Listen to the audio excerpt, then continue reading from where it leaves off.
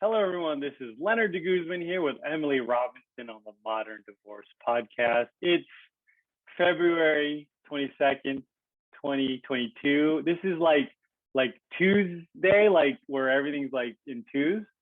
I know. It's a special day. 2 2 2 2 2. Yeah, that would. I guess some people would be into that if they're like getting married today. Like that would be a unique thing that doesn't happen a lot. Yep. Things in Yeah. twos, like two people on a podcast here. All right, so let's get into it on Tuesday. Okay, so let's get into the part of the show where we go over things that are trending on Google in the divorce world, whether it's celebrity news, which we love to break down and go over, whether it's financial things, dividing assets, whether it's child custody. So let's get into the news today. Okay. Sam Hunt like dominating the headlines. Okay, so Sam Hunt, so pregnant wife files for divorce citing adultery. Okay, so Sam Hunt's wife has filed to end their 5-year marriage, citing infidelity as the reason. I'm assuming Sam Hunt's like I think he's a country singer or some sort. I don't, I honestly don't listen to part of No, music. Do Sam. you? I thought Sam Hunt's a pop singer. Unless I'm wrong. Let's check. Well, We're gonna find out. we're gonna find out. But let's just go over the divorce thing, and then we'll find out later. Okay, or you could look. Okay. Okay, so I'm Hannah looking. leaves I think you're right. I think he is a country singer. country because I saw Nashville, and so I was like, oh, Yeah, okay, yeah, Taylor he's Swift is he's a country from Nashville. singer. Okay, okay, You're right. so You're he's right. I'm probably a wrong. big one. He's probably a big one in that kind of niche kind of category. It's not a niche because there's Spotify. Everyone can listen to country. Okay, so Hannah Lee Fowler claims in her legal doc obtained by TMZ, Sam is guilty of inappropriate marital conduct, and she goes on, guilty of adultery. The boilerplate code section Hannah cites reads, the husband is guilty of such cruel and inhuman treatment or conduct towards a spouse as renders cohabitation unsafe or improper.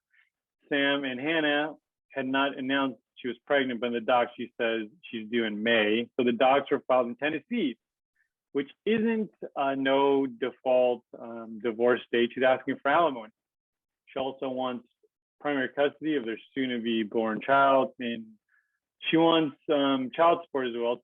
It's unclear if they have a prenup, but indications are that they do because she asked the parties will be awarded their respective separate property. So what are your thoughts on this? How does this break down? Seems uncommon, like, or why is it such a big headline? Is it because he's a big country star?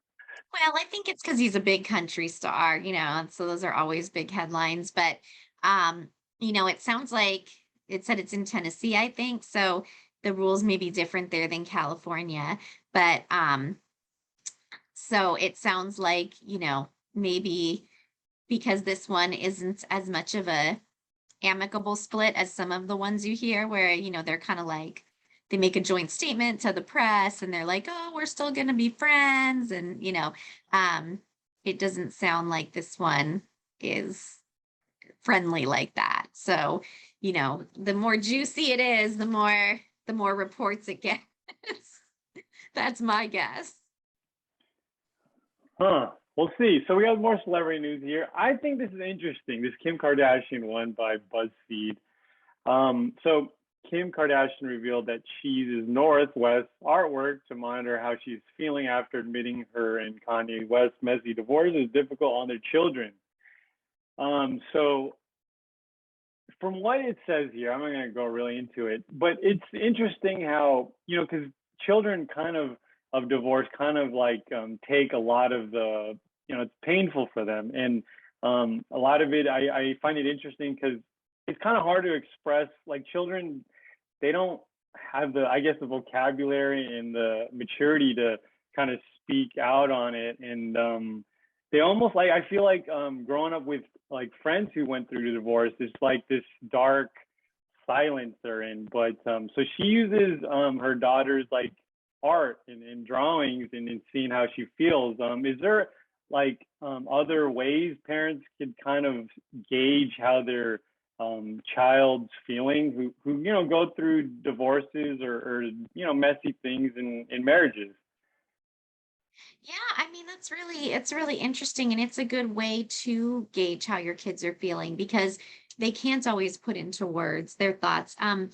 Typically, if kids are struggling, I will suggest that the parents put them in play therapy, which is basically for younger kids a way to have therapy, but you're playing while you do it. So you don't realize, they don't realize it's therapy, but it helps to get their emotions out and to describe how they're feeling. So let's say the kids are angry at mommy, they'll take the mommy doll and the daddy doll and they'll play with them.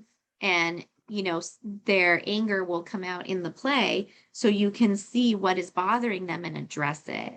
And it's a really good way to help younger children cope with their emotions. So, it kind of sounds like that's what she's doing, but, through the drawings and things like that. And drawings, I know, are a big tool that play therapists use to assess how children are feeling. And even sometimes they can discover if there's abuse. I had a case where they discovered potential sexual abuse from a child's drawings. So, it can be a really useful, helpful thing for the kids and the adults. It's interesting. Okay, let's go to our next topic here. This is always interesting. I always love when we get like these studies of percentages, and so this one is from GoBankingRates.com.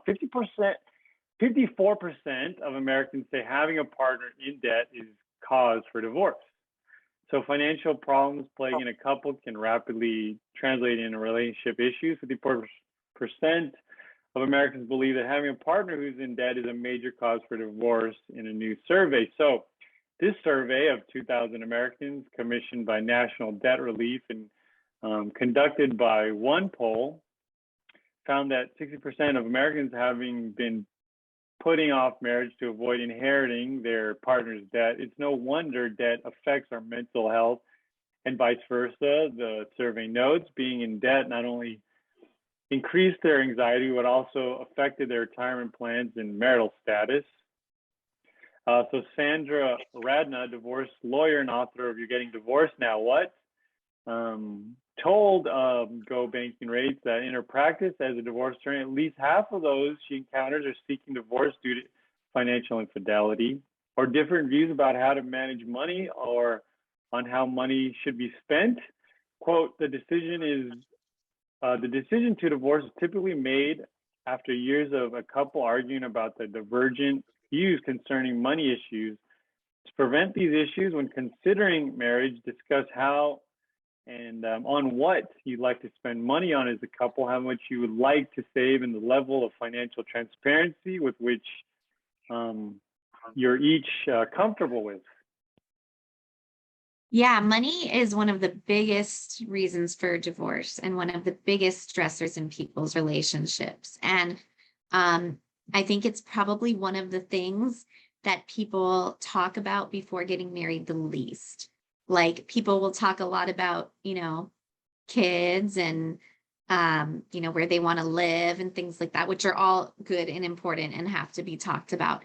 But they don't talk about money and the way that they spend money and the way they save and their debts. And, if you can't get on the same page with how to spend and pay off debt and what kind of debt you're comfortable with, then that's going to end up being a big stressor in the relationship. So I think it's good to make sure that you guys agree on that before you get married. This would be a good idea for an app because like there's dating apps, like it's kind of like, and it works. Like I've known people and friends, family and friends who've met on an app. Yeah, this would be interesting. This would probably alleviate a lot of pain and divorce. Or it should be part of your, you should have like it should be part of your profile, like when you're looking at like, your interests and this and that, like how your spending habits, that should be like a category. Interesting. Yeah, like that should be added. But we'll see. We'll see if someone's listening to this and adds that update onto the Bumble app or something. Okay. All right. So this is from Patch.com. This is an interesting one. Top 10 tips on getting your best divorce settlement. So let's go over these. See, it's there. Okay. From TrueNorthDivorce.com. So number one is properly identify marital and separate property. Number two is assess tax implications of alternative settlement options. Consider both short-term and long-term financial implications. We've talked about this. It's a big thing, I guess. Accurately value and divide pensions. Streamline asset division. Properly. So this has to do with the retirement employee stock options earned while married or marital asset, whether paid before separation or divorce. Look at the option for alimony buyout. I've never heard that one. It's new. Okay. Protect future alimony and child support with life insurance. Include detailed parenting plans. Accurately account for business interests. So which of those kind of stick out to you? Well, I mean, they're all good tips, but since you said you hadn't heard about the alimony one, we could talk about that one, the alimony buyout. So a lot of times people will do some kind of alimony buyout instead of paying alimony consistently monthly for however long they would have to pay it for. It can be a benefit because one person gets a lump sum of money up front, and maybe that's a good benefit for you if your spouse has a very inconsistent job and you can't necessarily count on monthly payments, or if they're self-employed and you can't count that on the fact that they will report their income accurately, or that you'll be able to garnish their paycheck or something like that to make sure you get paid. So it can be a plus. It can also, and it's a plus to the other side because they don't have to send a monthly check anymore. So if they have cash flow issues, they've just bought you out by giving you a lump sum up front. It can also be negative though, because you are estimating what it's going to be. So it's always a gamble. You may take a buyout of 5 years of alimony, but it turns out the person would have had to pay you for, 10 years had you not taken that buyout. But it could also turn out they'd only have had to pay you for 2 because they lose their job or something. So it's always a gamble on both sides. And it really depends on your comfort level and what, you feel is better for you and your situation. And everybody's different. Some people love the idea. Some people hate the idea. So, that's one of the things though that we can do in settlements in a divorce. The insurance to guarantee alimony is also helpful. If you can require someone to have a life insurance policy that guarantees their alimony and child support, so that if something were to happen to them during the time period that they would still owe for those things, then you would get the life insurance money to compensate you for those things. Oh, so I learned something today. I didn't know 10 minutes ago. Thanks for that, Emily. Okay. Let's get into the part of the show where we go over Ask Emily Anything, where people post about their divorce journey, if they're getting started, if they're confused about certain things. There's things that come up like mental health. So let's get to the first one here. This is a getting started one. So any recommendations for an online legal doc prep website for an uncontested divorce? So as far as I know, communication between us sucks right now, in parentheses, and things keep going back and forth. So we're doing an uncontested divorce. We agree on everything 50-50 custody with no child support or alimony or any of that. We have a few vehicles as property that we want to split up and have documented, and we already documented who's whose. Do you recommend or do you have any experience with any online places that come up on Google to recommend for completing all the forms for an uncontested divorce? I see prices that range. Yeah, go ahead. Yes, understand. Oh, sorry. You couldn't help. You got an itchy thought. Okay, go ahead. Well, I'm a big proponent of not using online forms because I think a lot of the time things like LegalZoom and all that are not necessarily adequate because they don't have any legal guidance. It's just, hey, here's the forms, fill them out, and people don't know exactly what to do. If you're going to do it online, I highly recommend that you go to your local courthouse, get their self-help packet. Usually you can make a self-help appointment where they will help you fill out the forms. If you want to do them online, that's fine, because you can usually do them through the court website, or hire a paralegal to do them, which is probably the same price as an online document preparation service. But just make sure that you have guidance, because just getting a packet of forms and not knowing how to fill them out correctly can lead to a lot of headaches. They may get rejected a lot of times. All right. Another good tip. Good tips today. Okay.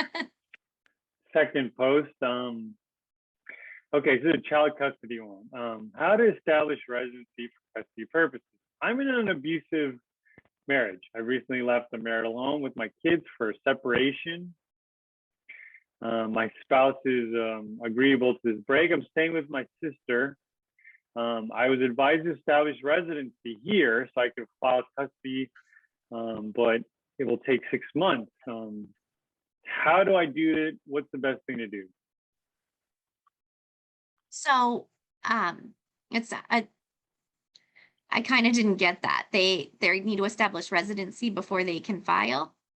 Yeah, let's just assume it. It was kind of okay. short, I think that's what it said. I was kind of, yeah, I guess I misunderstood what they said, but I think so. You can only file in the state you're living in for divorce if you have established residency there. So like for California, you have to live here for 6 months before you can file for divorce. So if you have not lived here for 6 months, but you want to file for divorce and you don't have another state that you can really file in, and you plan to stay here, then what you can do instead is file for legal separation. And that does not have a residency requirement. And then that at least gets your paperwork started and the clock ticking on the divorce. And then once you do qualify to file for divorce, then you can convert that petition into a divorce petition. You can amend it and have a divorce petition instead. And then your case has already started and you've done a bunch of the work for it, but you started it under a different name, the legal separation name, and then you convert it later on when you're able to. So that's how you can deal with the residency requirement in California. Okay, another child custody question here. 7-year-old is resisting overnight. I've been divorced for 2 years, but separated for over 4. For a multitude of reasons, my kids have spent a little time with their dad overnight. We resumed overnight visits in December after a long gap, after going off without a hitch. This month, my 7-year-old's begun resisting overnight. Before the last weekend visit, after several visits, he was resisting going. I told him to call and discuss it with his father. It's not my place to interfere with his time. Called him to talk to him, tried explaining why he didn't want to go, and ended up bawling. While my ex explained why he had to come over, my ex insisted, so he went, but my son contacted me repeatedly about wanting to come home. I'm very positive and encouraging about their time with their dad. I tried ignoring his text as much as possible, but without ignoring him completely. Their dad sees them 2 evenings a week, and my son always enjoys going. My 10-year-old gives no trouble at the moment. Is this a normal thing with this age? Any suggestions on how to help work through this, or any experiences of occasionally skipping overnight to ensure a child's needs and emotions considering? Well, it is normal because kids are, human too, and they go through emotions and difficulties and stress with these kind of transitions and things. Um, I think the most important thing is to try to address it as early as possible, because what happens a lot is you don't address it, you kind of let it linger, and it just gets worse and worse to the point where the child has no relationship with the other parents, and you don't want that to happen. So, um, maybe start the play therapy now, or figure out, family counseling now, or something that will help to address the issues going on and, stop them before it gets too late. Because the longer a child resists seeing a parent, the more they'll dig their heels in and continue to refuse that. And, we just don't want that to happen. All right, so that's all the time we have for today on the Modern Divorce Podcast. We'll see you next week. All right, bye-bye.